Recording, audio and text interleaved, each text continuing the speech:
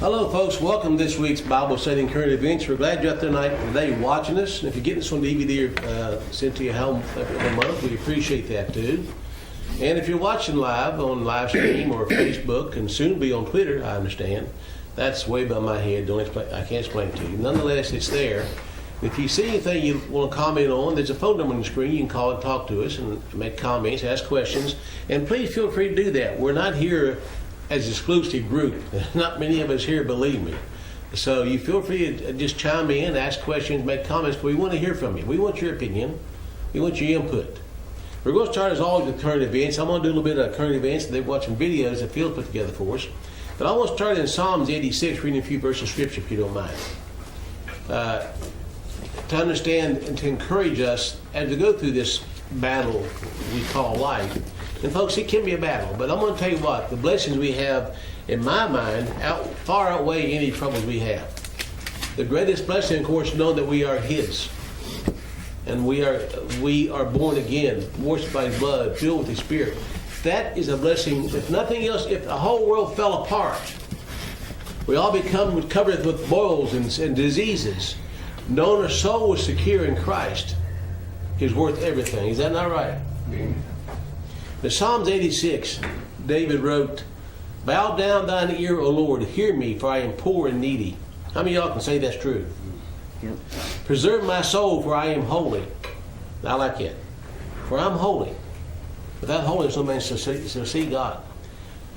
"O thou my God, save thy servant that trusteth in thee. Be merciful unto me, O Lord, for I cry unto thee daily. Rejoice the soul of thy servant, for unto thee, O Lord, do I lift up my soul. For thou, Lord, art good, and ready to forgive, and plenteous in mercy unto all them that call upon thee." I don't know how people face the world without that hope. I really don't. With what's happening in this country, and I'm just talking about America right now, the chaos, the insanity, the evil, the perversion, the total corruption of all society. If I didn't know where my soul was and the secure in Him, I understand why people get upset. I understand why they start drinking and doing drugs, Joe. Where else would you go? Christ is our peace, our foundation, our anchor. Without Him, there is no hope. And He's ready to forgive you if you ask. He will give you the same hope I have, and probably even more abundantly, because I'm sure that you can probably serve Him better than I can. And I say that sincerely, because we are all just people. We are all mortals. We all fail. And that's just the way it is. We're going to start a lesson at next hour entitled "Man the Usurper." And we're going to get into some things I think you might find interesting on that. But anyway, into the current events we go. Now, I'm sure everybody out here that watch this program probably remembers Gomer Pyle. Don't you? Mm-hmm. Yeah. Jim Neighbors. Jim Neighbors passed away just a few days ago. Joe, would you look up Numbers chapter 32? And Lynn, look up James chapter 1 if you don't mind. I want to read a couple scriptures on this also. Gomer Pyle, Jim Neighbors, was an actor and a singer. The guy had a beautiful voice. I remember back in the 60s, I was dating a young girl named Carla Conley. And their dad named B.W. Conley. Good friend of mine and Dick's for a long time, my dad. And I remember sitting in his house one day, and he told me that Jim Neighbors was a boyfriend of Rock Hudson. Mm-hmm. I was just a teenager. What? I thought B.W.'s kind of windy anyway, wasn't it, Dick? You remember him? Mm-hmm. I thought he's nuts. He was right. Mm-hmm. Rock Hudson was homosexual, and so was Jim Neighbors. Jim Neighbors was married to the same man, his husband, for 38 years. Now, I got to say this, I'm saying lovingly, our Bible says God takes no pleasure in the death of the wicked. But if he didn't repent, which I seriously doubt, because Romans chapter 1 says the people become perverted like this, God soon gives them over to reprobate mind where they can't be saved. Well, so is Don Knotts. It's Don Knotts. I didn't know that. Yep. But anyway, all I can say is if he did not repent, he's paying for it. He'll pay for eternity. But just think of what they were using him for. Oh, yeah. Pyle USMC? Yeah. Yeah. It was demasculized the Marines. So that's what I just would have had to say that. In Numbers, who got Numbers? Joe did. Numbers, read if you would, chapter 32, verse 23. But if ye will not do so, behold, ye have sinned against the Lord, and be sure your sins will find you out. You may be able to hide things all your life, but one day your sins will find you out. James chapter 1, verse 14 and 15, please, Lynn. But every man is tempted when he is drawn away of his own lust and enticed. Then when lust hath conceived, it bringeth forth sin, and sin, when it is finished, bringeth forth death. How complicated is that?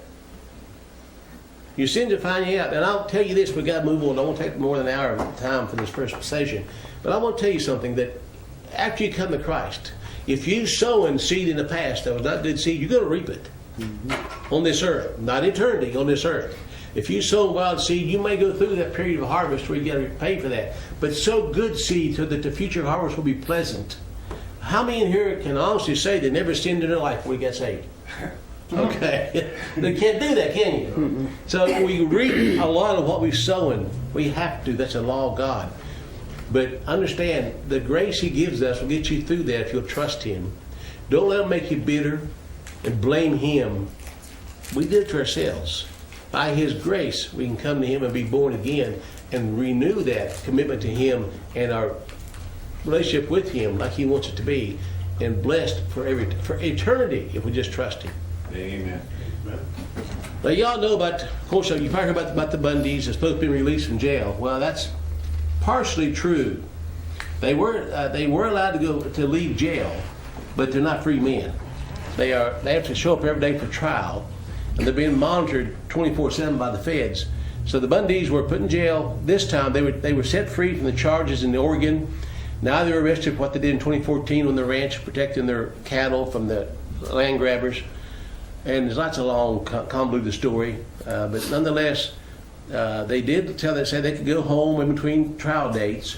But the daddy, Clive Bundy, said, "I'm not going home until I'm a free man, period. I'm not coming back for any trials." So let's pray for their deliverance from this. In my mind, what they did in Oregon was stupid. But their stand to protect their family and their homes that they've been there for decades was absolutely right. And now they're being charged with organizing a militia to stand up federal authorities. All I can say is God bless them for that. Well, considering that they won the first case, I think they have a good chance of winning the second case if they get a decent jury. To get a fair trial even. And on the way, some good news. Black Friday, that was last Friday, wasn't it? They had the record. That's racist. That's probably racist. Yeah, racist. Yeah. I want a White Thursday then. There you go. Exactly right. But Black Friday had the record number of gun sales. I believe it. Over it's 200. 3,000. 203,086 background searches, which broke the old record of 185,000 for gun sales. That's a good thing. But the Supreme Court let stand the ruling by the Fourth Circuit Court that semi-autos are not protected by the Second Amendment. So that is a kind of a hit in the face on that. We'll see what happens with that. And also, I'll share this, what they're calling the concealed carry reciprocity passes out of House committee. In other words, with this passage, you can carry a gun across borders without any problem at all. Just read it to you. By 1911 vote, the Constitution carrying friendly reciprocity legislation was voted out of the House committee and is now on its way to passage by the full House. Wow. This is H.R. 38, which was authored by Representative Richard Hudson, a Republican from North Carolina. The legislation will allow anyone with a permit and anyone from a Constitution carry state, that's us, to carry in any state in the country, thereby countering the fascist laws of anti-gun states. Wow. In particular, it would allow residents of repressive states to get non-resident permits and thereby circumvent local anti-gun officials. Pretty good, huh? The term handgun would be defined to include any magazine for use in a handgun and any ammunition loaded into a handgun or its magazine. This would circumvent efforts by states like Massachusetts and California to effectively ban guns by banning and or registering their magazines and ammo. That's a good thing. If that becomes law, we've actually gained some ground. The 6 heroes who voted against a background check, by the way, they wanted to increase the background checks, and apparently it may not make it. 6 heroes who voted against the background check infringements were Andy Biggs of Arkansas, Ken Buck, Colorado, Louis Gallman from Texas, Jim Jordan, Ohio, Steve King in Iowa, and Ron Labrador in Idaho. So the anti-gun group is not getting away so easily. After that shooting that has happened in the church in Texas, they really wanted to push anti-gun legislation through quickly, but it's hitting kind of a brick wall. That's a blessing. Well, if they didn't have an experienced trainer from the NRA shoot this individual to stop him, they would have got more of their way. Oh yeah. By the way, the biggest, most powerful pro-gun group in West Virginia is the Citizens Defense League. One of their speakers is going to come to the Constitution Party meeting and speak. So they are good. They've got more legislation, good legislation passed in West Virginia than anybody else. Good, that's great. I may even come to me if I can. Let's see that. Yeah.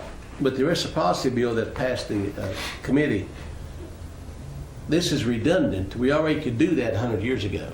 You didn't need permits across the border and go to somewhere. If you did, I can imagine if the people across the deserts get a permit in each state. I just can't imagine that. So we're retaking ground we had before. This is the Week magazine. Only in America, Stovetop turkey stuffing maker is selling, now listen to this, elastic waistband pants to make it more comfortable to overeat at Thanksgiving. That's where you were Already fat got lost. Yeah, I got those too before they made them. The 1998 pants, $19.80 pants feature a stuffing motif cummerbund that will expand to twice its original size over the wearer's abdomen.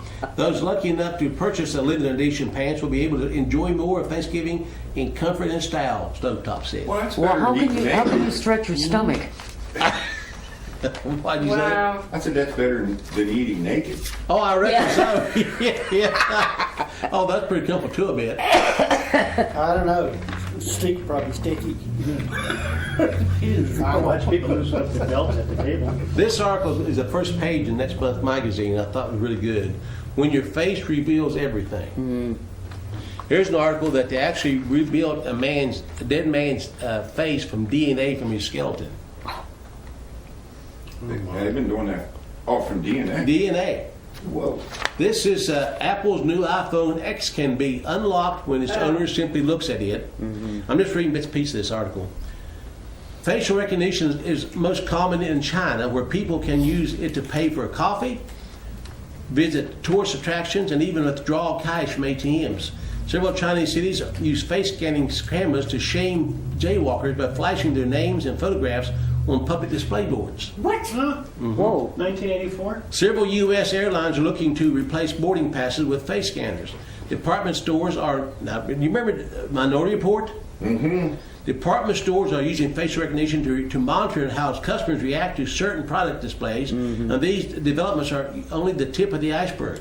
Shops will soon be able to identify individual customers as soon as they walk in the door, Minority Report, and try to sell them specific items based on their interest and previous transactions.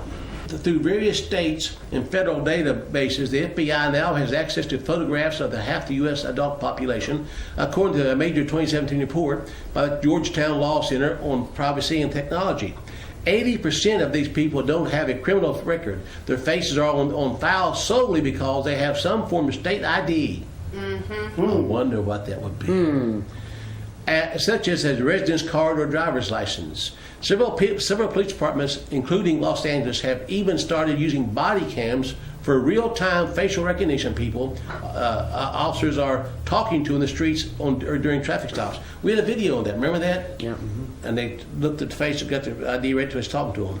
Stanford University researchers made an algorithm that guessed someone's sexual orientation from a picture of their face with 81% accuracy. Whoa. In countries where homosexuality is illegal, that would be a dangerous weapon. European regulators have proposed that all biometric data, including face prints, belong to their owner and thus require consent to use. But U.S. lawmakers appear relatively unconcerned about that. Facial recognition still isn't as good as it is in the movies, with computers instantaneously IDing everyone, every individual in a huge crowd, but it's not that far off. Maybe we ought to call the driver's license the government's hunting permit. There you go. Did you get yours? They said they're sending it to me. It went back because the address was wrong. But to reveal a man's face and DNA. That's new.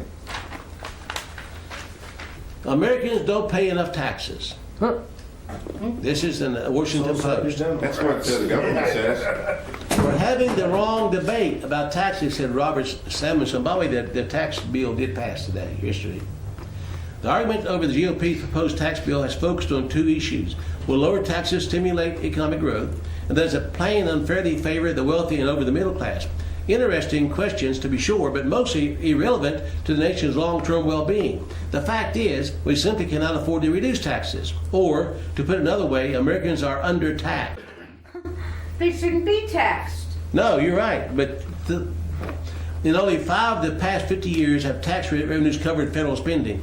The rest of the time we've run deficits during peace and war with strong economics and weak with low inflation and high. From 1990 to 2016, borrowing represented nearly 14% of the annual federal spending.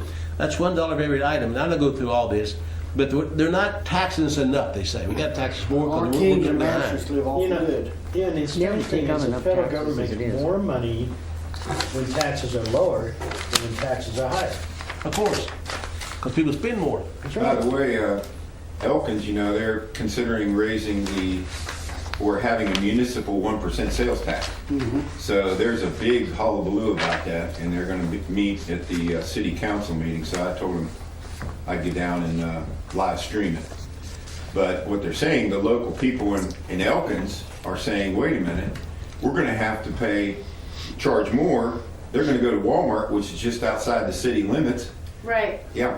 So, they do have a certain beef. But Charleston, Huntington now have a city use tax. If you're working in town, you got to pay a tax to work there. A lot of places have that. Yeah. Yeah, seriously. But and we'll get maybe later on this. Our founding fathers knew that if you went to paper money, it's total control. They knew that. That's why they said you can only use gold and silver. That is constitutional. You can only use gold and silver. Nothing else being used as money except gold and silver. You can't charge income tax on gold and silver. You can't direct deposit gold and silver. You can't. All these things are out of their control. Why do you think they went to paper and credit cards and on and on and on? I mean, come on, folks, think about this. It's control. But anyway, back to the Week magazine again. Bill Clinton is now said getting an overdue reckoning because of his sexual harassments. Now that was obviously known a long time ago. Yeah. Now the FBI, some of the FBI agents, and this phone call come over from a very good source. Some of the FBI guys, some of the good guys, and since Mueller's out, the FBI is getting a little better in that direction. So that's one thing that Trump did really well, get rid of Mueller, which was a total tyrant. But nonetheless, the FBI is now bringing out forth news to convict Hillary and Bill Clinton on pedophilia. Now, they won't go down without fighting. What's going to happen next, who knows? But the news is coming out, okay? And Marsha sent me a picture today, and I started printing off, and I thought, no, even it's too suggestive, not because of any necessary nudity, but had a young girl, probably 10, 11 years old, in a type of bikini, laying on her side, all made up, and the cleavage and all that showing up. And I thought, I'm not even going to show that. That's a little girl. But that's what they're selling for now, is sex trafficking. And all these shows where they make up all the girls and the beauty pageants like young adults, that plays right into their hands. And moms actually fight over this. I mean, I'm serious. But anyway, only America. Students at New York's Brooklyn College want city police to stop using the university's restrooms. College officials asked police to confine their arrest stops to a single bathroom on this edge of campus, but some students want a total ban. Seeing cops makes safe spaces feel less safe, one activist explained. It's so sad. It is sad, but you know, it's really kind of true more. Right. An article written by, the head of the Ruth Institute, John Whitehead. John Whitehead, warned about police stops, traffic stops. I mean, it's very dangerous. You make a wrong move, you might be dead. Well, if the safe space was for gun-free zones, then why were a lot of people being killed in gun-free zones? Sure. Good week for means testing when Norwegian college student Katarina Andersen was fined $30,400 for driving under the influence. Traffic fines are paid to the defendant's income in Norway, where Andersen is 22 and an heiress in the country's richest woman, worth estimated $1.23 billion. So her fine was over $30,000. Just because. Just because she has lots of money. Bad week for fake news when new internet claimed that a photo from the 1972 Apollo 17 mission shows a reflection in an astronaut's visor of a stagehand standing on the moon without a spacesuit. You be the judge, says Fox News, tweeting a link to the story. So we all know that was a hoax. I think we do. They never went to the moon. But they actually had the reflection of the guy with the camera taking pictures of that like it really was going on. Figure it out. And by the way, again, everybody knows I'm not necessarily a pro-Trump guy, but I'm seeing things I'm starting to like about him. For example, his coming down on the Muslims in Europe and how they're raping the people and getting by with it. And you know that since he showed the videos, it was a false video of a Muslim beating up a white guy. He said what didn't really happen. Now the Parliament in England is asking their Prime Minister not to invite Trump to England. Big deal. He's a fighter. Yeah, he is. What would you grade him now? See? A C, up from a C minus? Yeah. A North Korean soldier, now listen to this is sad, but it's true. A North Korean soldier who was wounded while defecting to the south was riddled with parasites, some of the worms measuring 11 inches long. Oh, Yeah. Doctors speculate that North Korea's food supply has become contaminated because of the widespread use of human excrement to fertilize crops. Let me tell you though, this is the truth. I'm not making this up. You don't believe me, but you can look for yourself. The soldiers actually eat the excrement from their officers. They're supposed to cook it first, and then they eat it. I'm dead serious. He must have been cooking it. But anyway, this is all true. That's how hard up these people are. They're hungry. Any comments so far? Here's a book I think everybody should get. I don't do this very often. But this is written by Pat Shannon. I had this guy on the radio show the other night. Everything they ever told me was a lie. It's a good book. I'm just getting into it. But I want to share a couple of things today about our so-called money system in this country. Things to shed some light on that we've covered before here maybe, but there are a few more details maybe we didn't get. To show that how they enslaved us. Now listen, I'm telling you, they could not fight unjust wars. They couldn't fund them. They could not fund all the black ops are doing if we had real money. Gold and silver cannot be taxed. There's no income tax on it. There's no way that you can print off billions of dollars of worthless paper and say it's money. Gold and silver is a limited amount, and when the people had that in their pocket, they could use it, exchange it as free men. Today, they fund these unjust wars by taxing us on fake money, Yep. and to get by with it. So when they did away with gold and silver monies, that was a nail in the coffin for this nation's liberties. Yes, Bill. Yeah, I think I've told this, but it bears repeating. When I went to buy a car one time, they asked me at the bank for collateral. I offered to take gold in, and they said it's illegal for us to take gold or silver. They can take anything else, cows, hay, timber, anything, but gold and silver is illegal for them to have in the bank. And I wonder why. Why? Yeah, I The wonder state why. of Yeah. Oklahoma passed a law saying that gold and silver can be used as legal. They did. They It did. is legal tender. I want to read something to you here. This may sound kind of corny. This book's written back in 2010. And back in 2010, well, up to 1964, this guy talked about his own life. He was a working man back then. He said $100 a week in 1964 is worth $1,600 in 2010 in actual buying power. Now, my question is, in 1964, you made $100 a week, that's $20 a month. It's equal to, what that would be? It'll be almost $5,000 in spending money today. Yeah. More than that, actually, almost over 6,000. So stop and think about that. How many of y'all make 16 times what you made 1964? The minimum wage in 1964 about $1.30 Exactly. an hour. And you had it in real silver. Yeah. So this has been 8 years ago. Today, $100 of real money is worth almost $2,000 if you have real money, silver. I'll read this little story to you to give a little bit of analogy of this and how it works. It is the month of August, a resort town that sits next to the shores of a lake. It is raining and the little town looks totally deserted. It is in the toughest time since 1934. Everybody's in debt. Everyone lives on credit, mostly from each other. Let that sink in. Suddenly a rich tourist comes down to town. Whoa, boy, everyone says to themselves when they spot his limousine. How long can we keep this rich guy in town? The limo stops, the back door opens, and the big shot enters the only hotel. He drops a $100 bill on the reception counter and asks to inspect the rooms upstairs in order to pick one he might like. He dropped a $100 bill, which is just a piece of paper. It's not back for nothing. It's literally not worth anything, except they think it is. Yeah. Follow me so far? The moment the elevator closes taking the new customer upstairs, the hotel proprietor takes a $100 bill and sprints 4 doors down the sidewalk to pay his debt to the butcher. The butcher takes a $100 bill and runs out the back to pay his debt to the pig farmer. The pig farmer takes a $100 bill and hurries to pay his debt to the supplier of feed and fuel. The supplier of feed and fuel takes a $100 bill and hurries to pay his debt to the town's prostitute that in these hard times gave her services on credit. The hooker runs to the hotel and pays off her debt with a $100 bill on the hotel proprietor to pay for the room she had rented when she brought her clients there. It all happened in less than 10 minutes, and the hotel proprietor promptly placed a $100 bill back on the counter so that the rich tourist would not expect anything.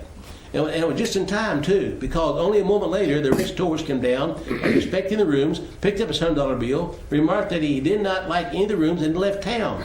No one earned anything. However, the whole town was suddenly without debt and was looking forward to a prosperous future. Wow. Think about what I just said, told you.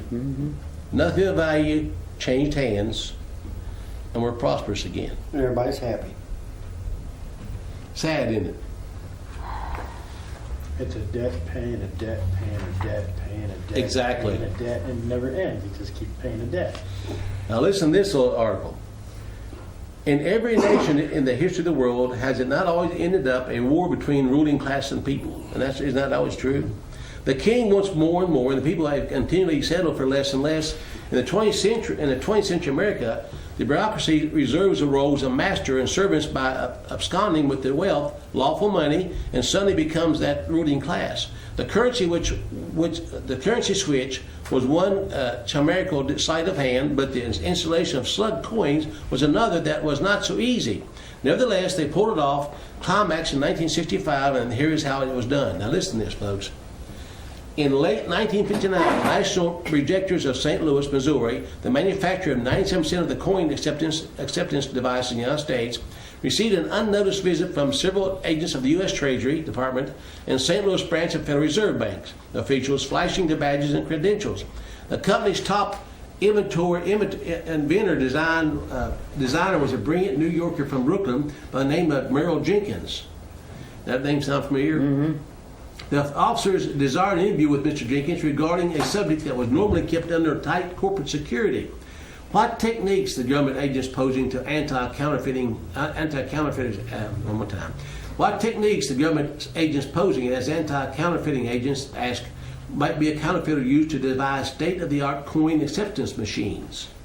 Believing that he was helping to protect the interests of the United States Treasury and therewith the American people, Jenkins revealed over the course of the interview that the counterfeiter who could manufacture a copper slug sandwiched between 2 face of nickel would have himself a coin costing between 1 and 2 cents depending on the size. The mechanical acceptors would then mistakenly read the coin as being made of silver, and the machines were designed to receive. But don't worry about it, Jenkins assured the officials. We are talking about a complicated process. only a very sophisticated syndicate with unlimited resources could turn out these coins in quantity. Little did he realize that he was revealing secrets of national security to that very syndicate, the actual one with its eye on discovering the method of creating from those unlimited sources.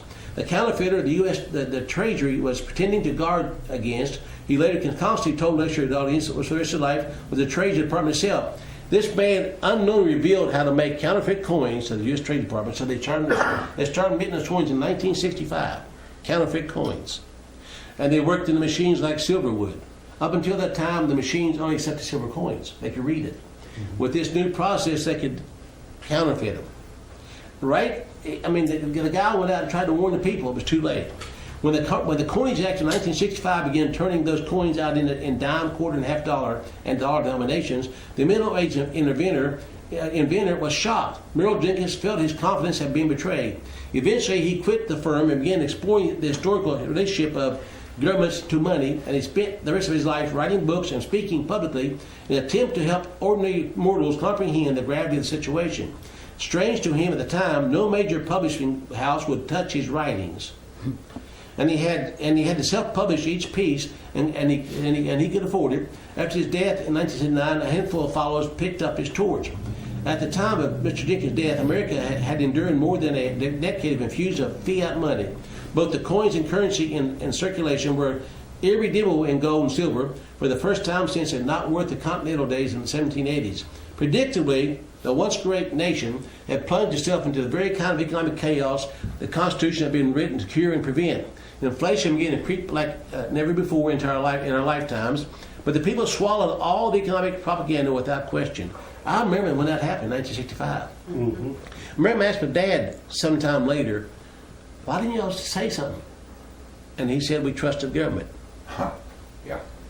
And the television news and sideshows were programming the citizenry to believe whatever government spokesman said. I remember when on TV news broadcast, a news anchor said, this will not change the value of the coin. Right. It did. The American people had been so cleverly lulled to sleep that they had no idea what had happened. The enemy is very patient. The paper currency began undergoing a slow but continuous capture since the establishment of the first Federal Reserve Bank in 1914. In 1965, the enemy of people had finally designed a method by which to capture the silver coin, too, and the formerly valuable silver dollars had morphed into nothing more than counterfeit slugs, and the people made not a peep. The final result would be seen in 1968. Wow. Now let that sink in. That's 1968 been 40 years ago? No, longer than that. Yeah. About 50 years ago. Yeah, it's 49 years. Yeah.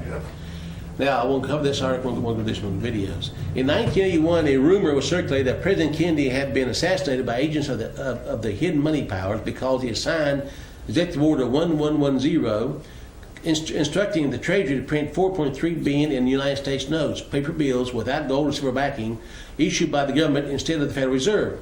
According to the rumor, the banks were furious because they would lose interest payments on the money supply.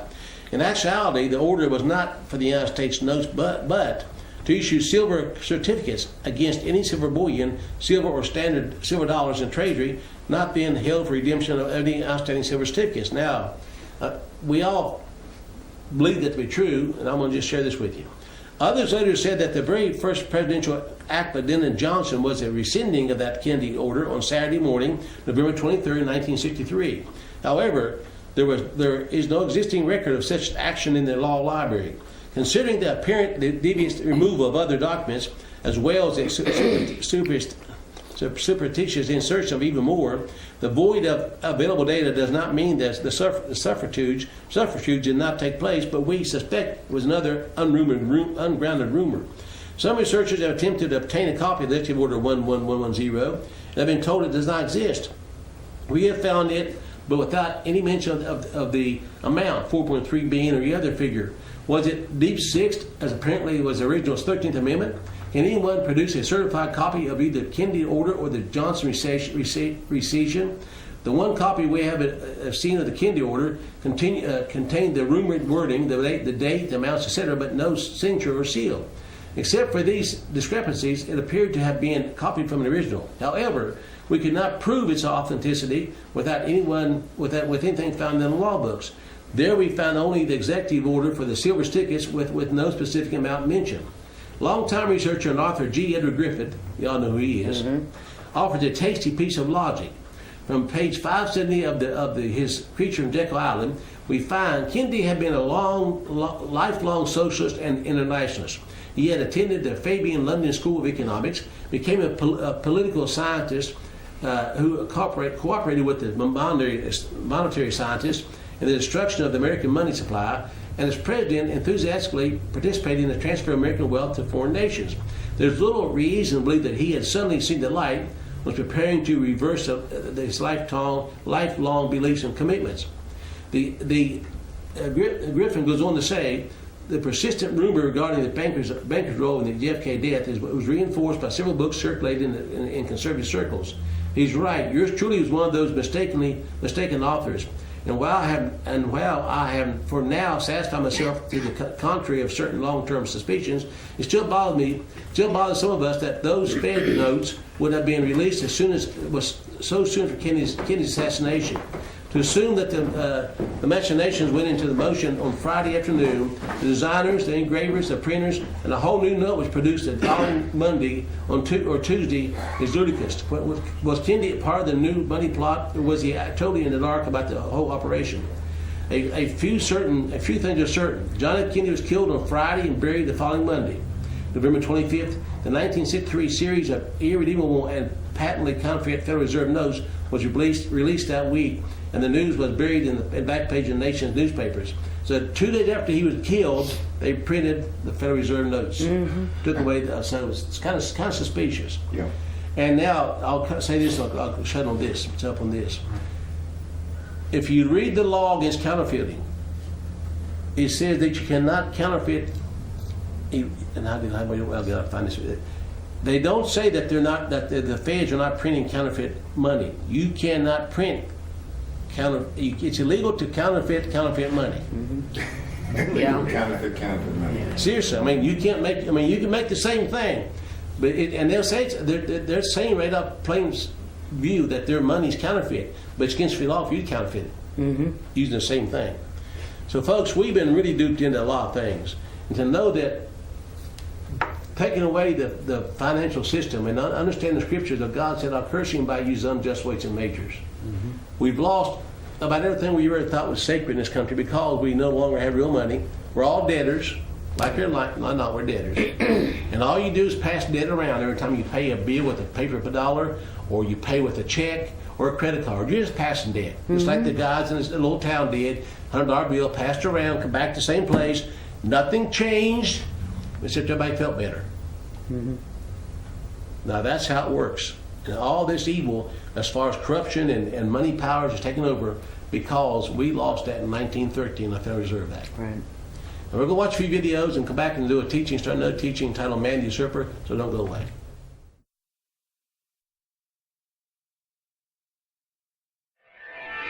Black Friday, the official kickoff to the holiday shopping season. And no other town does it quite as good as this one. Now let's get out there and grab the best deal! We really need a new TV. Look, they had the new 75-inch Tegu Ultra Smart LED TV for 75% off. Oh, yeah. You're one of the first 10 shoppers in the store on Black Friday, and that's never gonna happen. Well, why not? We have just as much of a shot as anybody else. I'm the #1 shopper in America, 3 years running. I'm gonna buy all 10 of those TVs, and I'm gonna sell them on eBay. That's not fair. Don't be a hero, Justin. Just give up.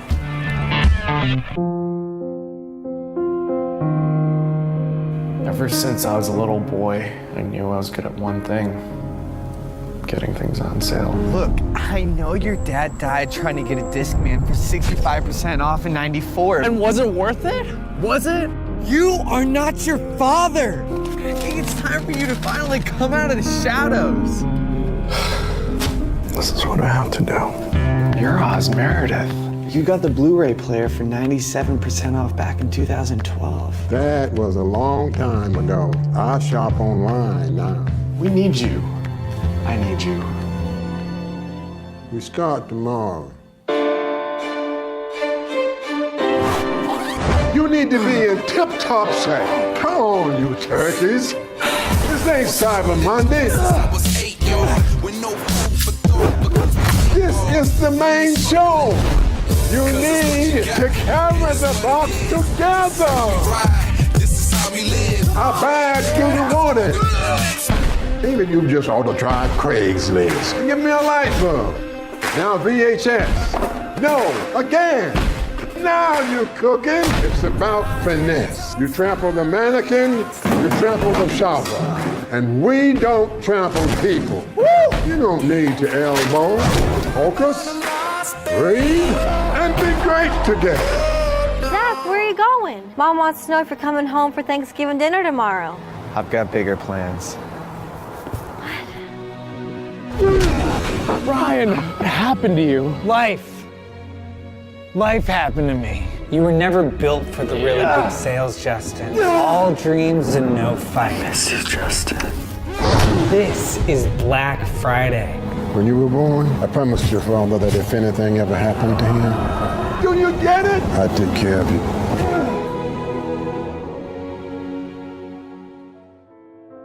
Oz. Oz? Oz, wake up, Oz! That's it. I'm done. It's not over. Oz would have wanted a... Oz is dead. And I can't do this alone. You're not alone. Come, join me.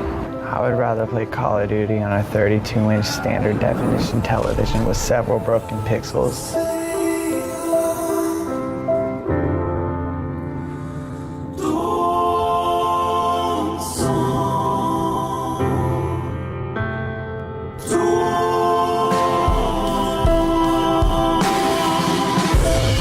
You've had it in you all along, kid.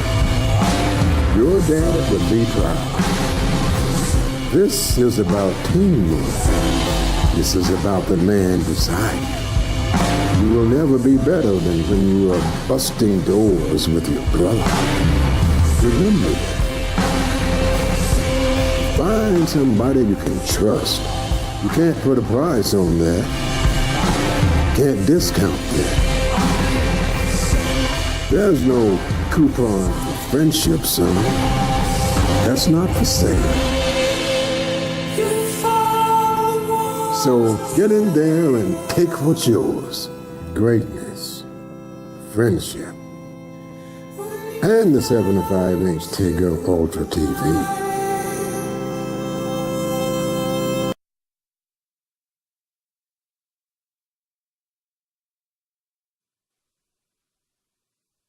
So if you've seen the latest Corporate Report podcast on Data is the New Oil, you may have noticed that I made a very interesting and very telling mistake during that episode.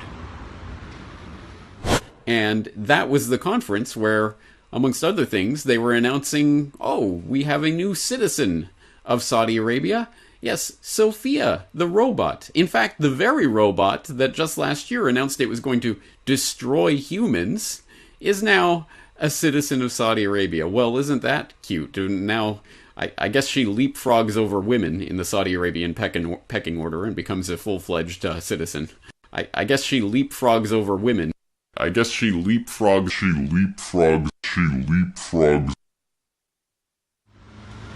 She? She? No, James. Not she. It. The robot is an it. But I said she, didn't I? What an interesting mistake. I didn't even catch it until the second time around when I was re-listening to it during the edit. And I thought, what on earth? Why did I say she?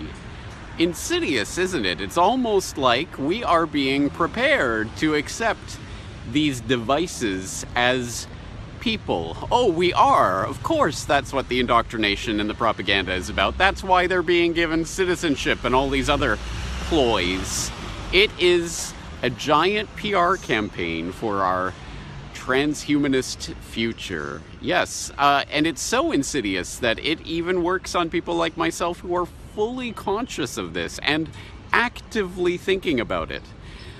And yet, here we are. It was, what, less than a year ago that I recorded that video with the cute little robot in the mall here in Japan with, oh, you know, they're preparing us to accept something here, and We're already calling robots she. Unbelievable. And of course, this is just one part of a much larger PR campaign that's playing out right now that you will have noticed in many different facets of your daily life, as I have. I'm certainly not looking for it, but I have seen dozens of articles about the sex robot of the future is going to be the greatest thing ever. Man wants to marry his sex robot. A man has sex with his sex robot 4 times a week and his wife loves it. And all of this nonsense that's being foisted out there right now. Again, we're gradually being indoctrinated to believe that this is a person. This is not a thing. This is a person that you can interact with.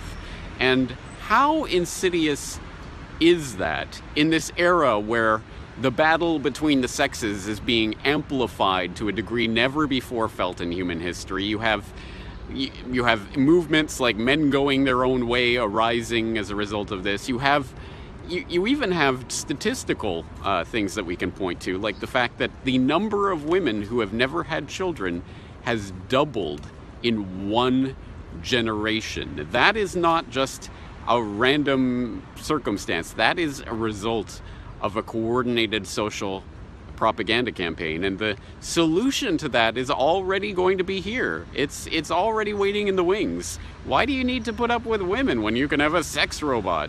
She's just as good as the real thing, right? It's very, very insidious. And make no mistake about it, this is part of a PR campaign. It's exactly like a decade ago when the iPad first came out, and I remember seeing Stephen Colbert holding one up at the Emmys or the Grammys or the Oscars or whatever the hell he was hosting, and he was doing this thing where he's flipping it around. Haha, look at this, it's so cool, you can make the screen rotate. And I remember thinking at the time, this isn't even a propaganda, and this isn't even an ad campaign for Apple, although it serves as that as well. This is an ad campaign for the future. Hey, look at this shiny object. You want this. This is the gadget we have to fetishize. It's exactly like a decade ago when they started mentioning Twitter on every newscast. They would talk about, oh, this person said this on Twitter. Here's our Twitter handle. Twitter. Before Twitter was even really a thing, when it was really still a niche thing, it was being hyped and promoted on the news. Again, it's not just a Twitter campaign. It's a message that you will be left behind unless you adopt these technologies. Unless you're on Twitter, unless you have the iPad, unless you have the sex robot, you're just not going to be able to live in the modern world, man. Ridiculous. And it is extremely insidious, and we have to resist this propaganda and conditioning with all our might. The fate of humanity lies in the balance. If you think that is hyperbole, please do go and watch my latest podcast on Data is the New Oil and understand where this is all heading. It's not heading in a nice direction. That's why we have to take this by the horns and absolutely stop playing into this agenda or giving it any credence. All right, lots more to be said on this, but I just thought I'd share that nugget with you. James Corbett, CorbettReport.com.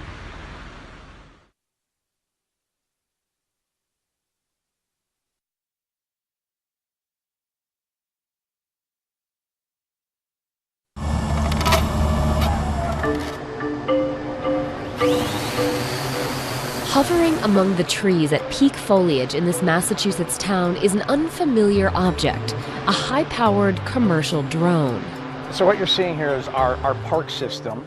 And what the park is it's Persistence Aerial Reconnaissance and Communications Platform.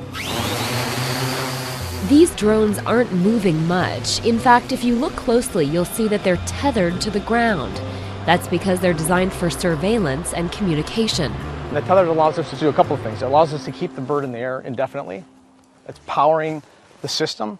It's also allowing us to move data up and down the tether. Lance Vandenbroek is CEO of Sci-Fi Works, which makes these drones, which can fly at 400 feet for up to 220 hours. Sci-Fi is partnering with state police, the U.S. Army, and big events such as concerts and marathons. The screen you're seeing here is actually coming off of that camera. Yeah, we can lock it in a car. This is our payload. This is a CM100 camera. It gives you 30 times optical zoom.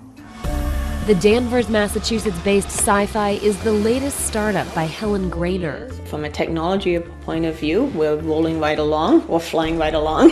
Grainer is an MIT graduate and co-founder of iRobot, the company behind the Roomba and the Packbot used in Iraq and Afghanistan. Sci-Fi has raised $36 million to date from investors and strategic partners such as Motorola and UPS. The drone maker successfully flew its first delivery with UPS this year, medicine to a hard-to-reach island.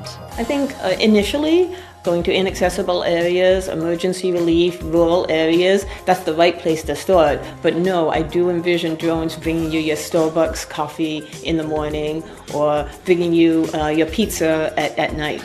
And maybe even bringing you milk that you forgot at the store. The FAA cleared small commercial drones for takeoff last summer, but the promise of delivery drones has been limited by short battery lives, 45 minutes max.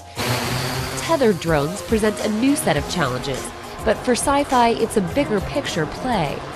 The tethered drones, the persistent drones, they're making our drones really much more rugged, much more reliable. We get much more testing in, and that will lead to much better, safer, more reliable delivery drones. Big players like Amazon, Alibaba, and other startups are competing in a global market for commercial applications of drone technology that's valued at $127 billion by PricewaterhouseCoopers. We do work with a number of government agencies, public safety. We're starting to move into the private sector, so we're starting to work with customers in the oil and gas space, telecoms, utilities. Sci-Fi currently employs 50 people and plans to double the size of the company in 2017. You know, it's an exciting time for drones, and the sky's the limit.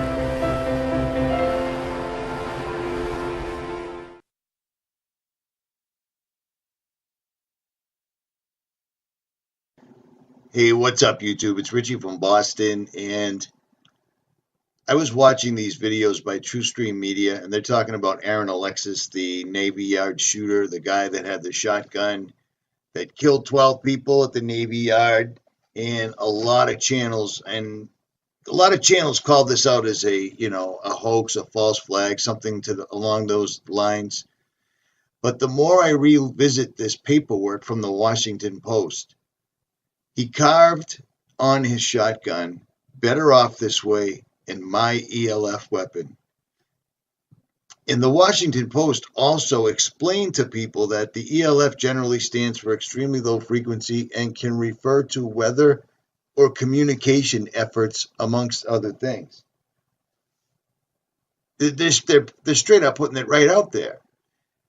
Of course, they got to say that he's got, battling health issues, hearing voices in his head.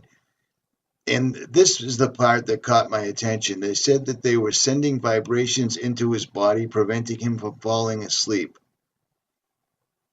After putting up that targeted individual video, a lot of you guys emailed me and said this exact same stuff. And it's pretty funny that this many people would be feeling the same thing. You know what I'm saying? It just lends more credence to this might not have been a false flag, or this might have been a false flag because they used the microwaves to get him to do it. But all the information they're putting out, the Navy uses extreme low frequencies in several capacities, including joint effort with the high active, with HAARP. And then, of course, they say it's often cited by conspiracy theorists. That way anybody that's reading this that might put two and two together, because they're putting two and two right out here, this right here will dissuade them, because that's what they do. Continue to read this article, a lot of red flags, blah, blah, blah. If they were harassing this guy to the point where he thought he had no other way out except to go make a stand and fight back, what happens when the 5G network is up completely and totally, and this is happening to everybody? This right here is why I stress the full armor of God at all times, because there is no other protection. unless you're going to build a Faraday cage and wear it on your head all day or go move up into the mountains, but it doesn't matter because of statements like this. Turning innovators loose is far preferable to expecting committees and regulators to define the future. We won't wait for the standards. Verizon and AT&T tell us they'll begin deploying 5G trials in 2017, and the first commercial deployments they're talking about are expected in 2020.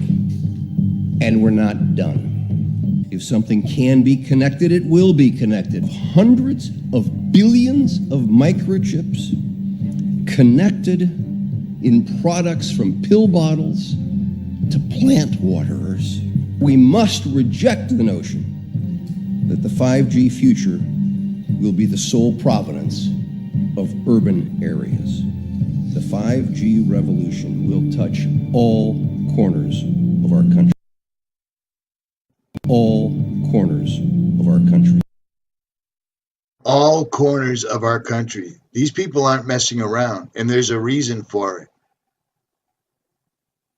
If you want to fall back and listen to people leaving comments that this is all an act and that I don't care about this, I don't know what to tell you. Maybe you should unsubscribe and run away. I've been covering this stuff longer than most people have, and it might sound like a conspiracy theory at the time, but then it ends up in the news not too far afterwards. At any rate.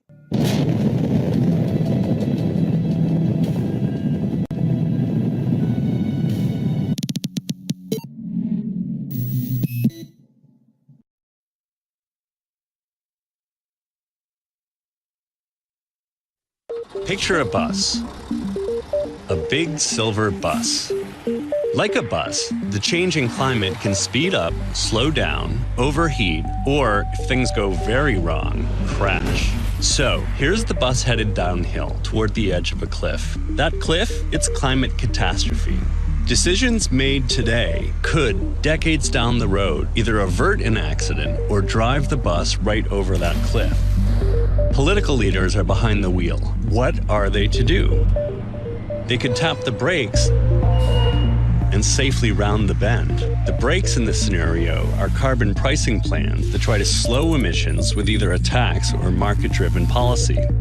CO2 prices around the world currently fall anywhere from $3 to $130 a ton, and the price is going up. The costs depend on how economists crunch the numbers, how energy users respond, and more importantly, how politicians write laws. The economists who estimate what a ton of emitted CO2 should cost are trying to solve the world's gnarliest math problem. They mash together projections of population, economic growth, energy use, and emissions. Then they have to extrapolate future costs of damages from warming. And then they have to translate those costs into today's dollars. Here's another complication. Slowing climate change with conventional carbon pricing may not take some important things into account: risk, uncertainty, and how private markets value them. There are known risks like sea level rise and hotter heat waves, and there are unknown risks like, well, we don't know. A second option for the bus driver takes these unknowns into account. The effect is to slam on the brakes, slashing emissions without hurting the economy. But hitting the brakes hard means a higher carbon price, at least at first. Once people start using cleaner energy more efficiently, prices should start to fall. There is a third option: hit the accelerator. Scientists say climate change is dangerous, but that doesn't mean the bus driver needs to play it safe. There's something exhilarating about careening toward the edge at top speed. In that case, over a cliff may be where we're headed in a climate changed.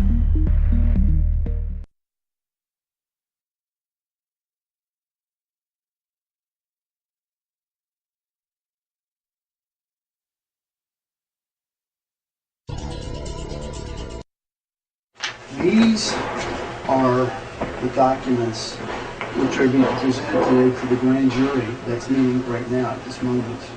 Okay, there is an affidavit of criminal complaint, which is all that I need. Look at it right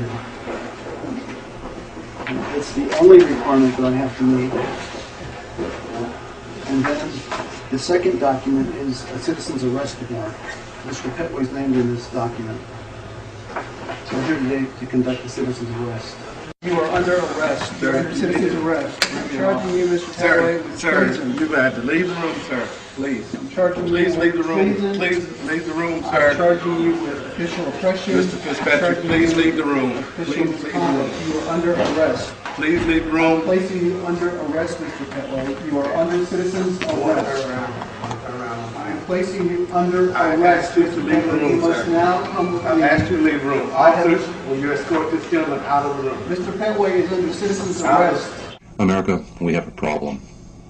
It was just discovered that in the 10th District of Tennessee, with its headquarters being Monroe County Courthouse in Madisonville, Tennessee, for the past 25 years, they have been holding illegal grand juries using the same grand jury foreman, which is completely illegal and against their own state laws, which require that the grand jury foreman only serve for 2. He has been there doing this now for 27 years. It originally started with trying to get a grand jury to convene for the purpose of looking at voter fraud in relation to the election of Barack Obama. And in the process of trying to get a grand jury to look at that, it was discovered that all of this illegal activity was going on within the grand jury at this courthouse. Now, Colonel Fitzpatrick had absolutely no idea of this when he started the process. And by challenging this, he is now arrested and he is incarcerated and has been since 10:30 in the morning on April 1st. He has been sitting in the Madisonville Sheriff's Office. He is on a hunger strike. He did this for us. What do you intend to do for him and for this country? If we don't come to his assistance, if we don't get to the courthouse, if we don't call him, if we don't walk and march on that courthouse and that sheriff's department, we don't deserve the freedoms we have. I know what I must do. I plan on marching on that courthouse. I will be asking for his release, and I will be asking for the arrest of those involved, and I would ask that you join me. Again, this man put his life, his honor, his fortune on the line for us in very much the same fashion as our founding fathers did. And this is it. This is the moment in time that you who have been on the fence must get off of that fence. Please go to the courthouse en masse. Demand justice. He is honoring his oath. To all of you out there who have taken that oath, I ask you right now to honor yours. Get down there. Get him out of jail. And make sure that justice is served. My name is Carl Swinson. I want to thank you for listening to this.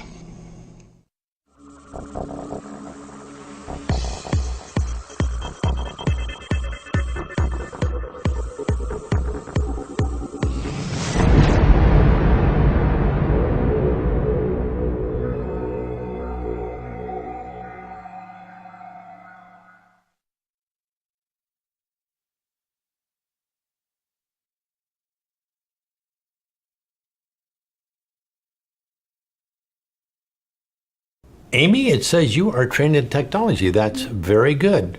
Are you adept at Excel? No. PowerPoint? No. Publisher? Not really. Exactly in what area of technology are you proficient? Snapchat, Pinterest, Instagram, Vine, Twitter. You know, the big ones. I'm surprised you didn't say Facebook.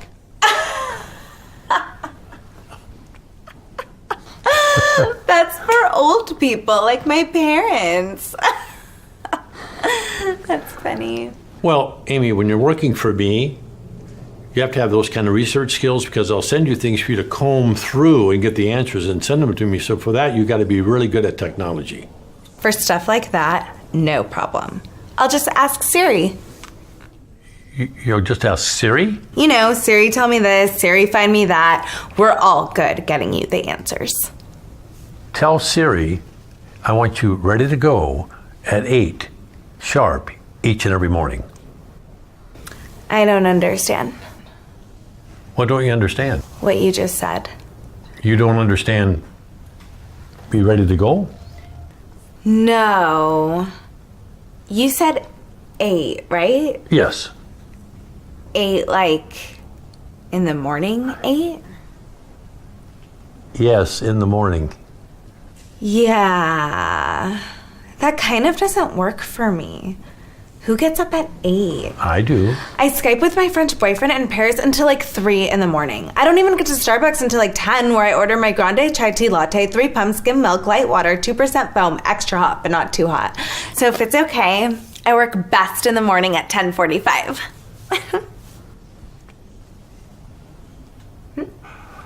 Wow.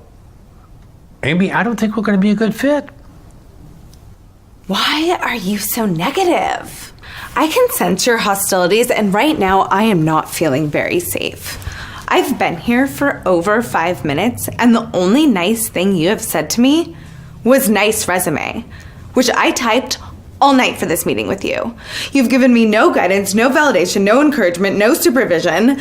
Is there an HR director somewhere? HR director? Yes, I need to speak to someone. I may have to take off today as a mental health day. Take the day off. Amy, look at me. You don't work here. Are you firing me? Okay, yes.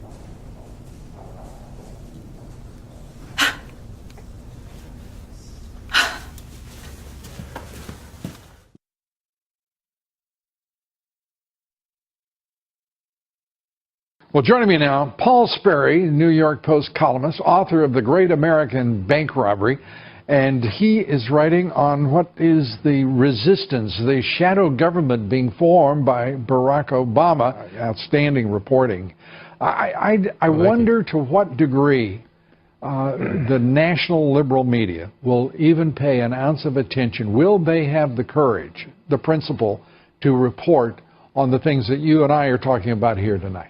Well, of course not. I mean, you've got a Obama-friendly media, and they're going to try and cover this up and keep it on the QT as long as they can, so that Obama can get this, like I was calling it in the column, a shadow government, build this up. I don't think Republicans know what they're up against here. He's quietly building this shadow opposition government to sabotage Trump and Republicans as well in their policies, while at the same time saving his own legacy.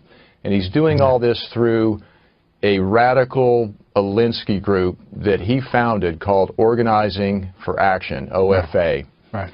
And they've got an army of agitators, and they are going to, they're fanning out. They're going to hit Republicans even harder. How serious do you believe this is? We're talking about, as you suggest in the column, something north of 30,000 people in OFA.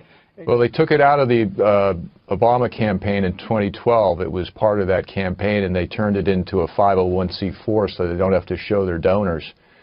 And what they're doing, so basically starts at a training center, and they put these aren't like the rabble from Occupy Wall Street or even Black Lives Matter. These are professionally trained agitators. They're schooled in Alinsky's rules for radicals tactics at a program that lasts 6 weeks, and that's about 32,000 who've gone through that, over 32,000. They've got another 25,000 who are under training now, and they've got another big training summit coming up in March. And we haven't seen the worst of these protests. These are really going to hit hard. But Obama's the guy who's behind all this. He's the mastermind. If you look at his website, down in the little print, his new website, post-presidency, little agate type down there, 2 organizations listed. One is, I don't know if you can see this, OFA, Organizing for Action. The other is the Obama Foundation. And eventually, he wants to merge them. And if they can get the DNC, which Obama wants to get his guy Tom Perez, this radical civil rights chief he had, in the helm at the DNC, you get all this together, and then they get the proprietary database of the voters from OFA, which is licensed, and they've never shared that before with the DNC. You get the email lists, millions of Obama supporters from OFA, and you get the donor lists. And once the DNC gets that, you have a superstructure. And they mean business. when it comes to obstructing and bringing down this administration. The shadow government has one purpose, namely the removal of President Trump from office and the return of Obama to power. Yeah, Obama has transposed himself from King George to George Washington. This possibility is still alive today. You say it can never happen? At the heart of the plot to destroy America is the Cal-Exit movement on the West Coast and Obama's OFA, or Organizing for Action group, on the East Coast. The communist revolution has begun in earnest, and most people can't see it right in front of their noses. I'm sure you already know about the new group that's coming into front and center, called Antifa. This is a George Soros creation which stands alongside MoveOn.org, which has infiltrated the state of Jefferson movement, and the agitator group known as Black Lives Matter. I'm shocked that so many people are still not aware of Antifa. Antifa is really a Marxist, communist, subversive group. America keeps getting hit with wave after wave of subversive groups, all designed to take our country down. And what most people don't understand is that they're succeeding. Our country's fate is hanging by a thread. But the new terrorist groups of MoveOn.org, BLM, and Antifa are merely an extension of the Weathermen Underground, the Muslim Brotherhood, and the American Communist Party. They're all designed to do one thing: rob you of your freedom and your very lives. It's time to wake up, America, because things are getting very ugly pretty soon if we don't stand up and support law in America again. The deception of America is ongoing, and the deluge of terrorist groups that are destroying America from within better wake us up, because we can't afford to let it happen.